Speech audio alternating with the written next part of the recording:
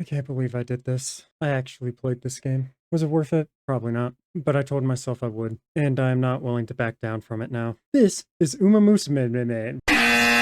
Huh? This is Umamusume Pretty Derby. This is a gacha horse gambling game made by the Yakuza. It is also a game that I have a grand total of just under 4 hours, because while I hate myself, I still have some self-respect for my sanity. Welcome to the world of horse racing, where it wasn't made for PC and the game wants you to know that instantly.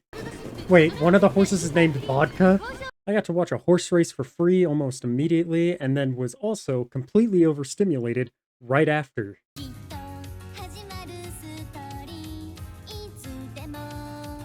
I've made terrible mistakes today.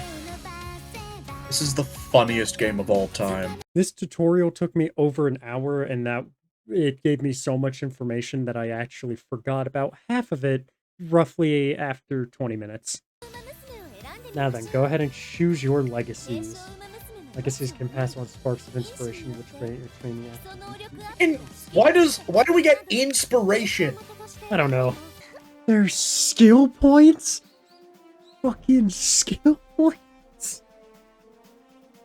The hour is gonna be...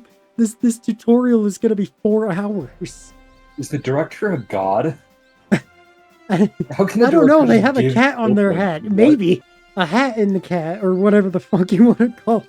Cat in the hat.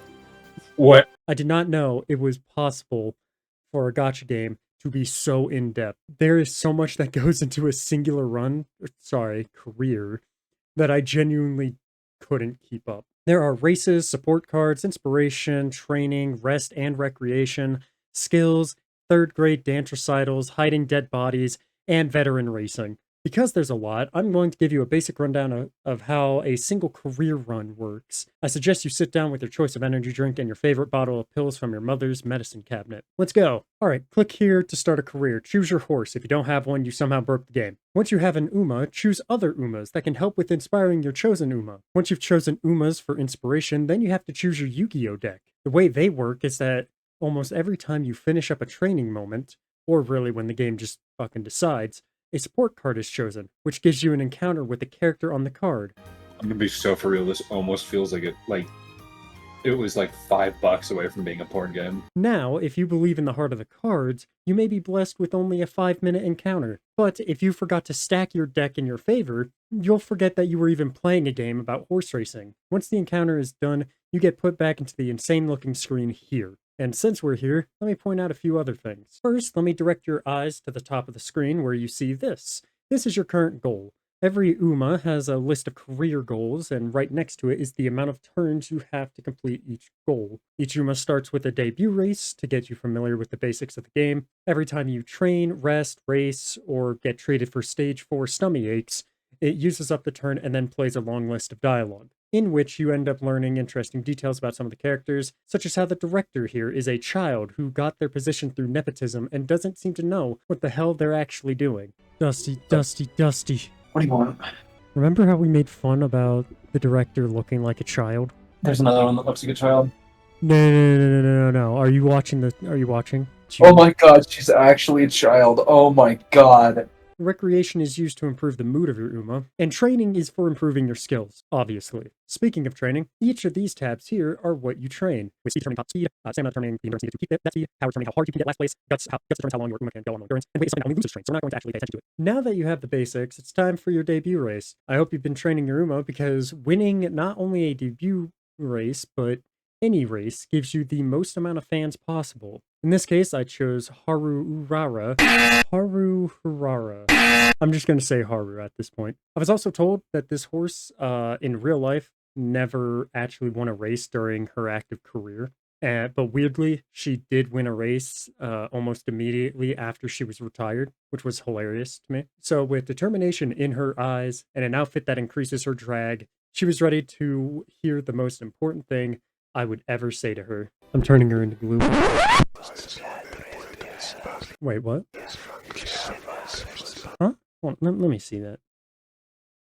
Well, shit. Could you have just let this soul stay for just even a little bit longer? I was nearly finished with the script, and now I gotta remove all my Fucking glue jokes. You gotta be kidding me. Where was I? Where was I? Right. The debut race. She did win, and I immediately learned I was going to have an absolute horrible time trying to train this Uma. It's weird. This Uma reminds me of another character. Can't quite put my finger on it. I'm sure it's not too much of a problem. Haru here is a ADHD type of horse. Pretty much doesn't pay attention half the time, but has immense amount of support from a shopping district. Don't know how that happened. If only there were 5,000 fans in that shopping district, that would have made my life so much easier. But unfortunately, I do have to try and gain 5,000 fans. I did briefly think about using illegal methods to gain fans, but decided against it when I remembered that the police were also going to be Umas, so running wasn't really an option. So I instead chose plan B, which was to destroy her energy over and over until she could get enough fans to continue forward. For some reason, this worked the first time, and then it did not work the second. I literally got 5,000 fans and then failed at 9,000 because this dumb. Now, I'm not going to chalk up this failure to me, because at this point, I don't know if it was actually me or if it was Haru trying to keep up her legacy both in real life and in a game. All I can say is that I can't really be all that mad about her losing races.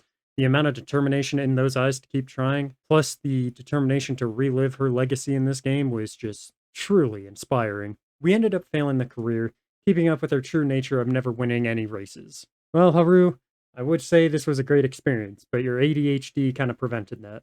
I did have a joke about sending you off to a glue factory, but considering what's happened, I don't think that's a good idea. It just kind of seems wrong. Plus, you remind me of another character that I got weirdly attached to and saddened about. Whatever. But as a consolation, because you've now grown on me as a character, I'm giving you the highest honor I can on this channel, putting your photo on this here wall of bestest characters that I made just now in Photoshop. So, enjoy! I don't know how, but you have somehow inspired tons of people. And for that, I feel like you do deserve eternal happiness. So, have a good one.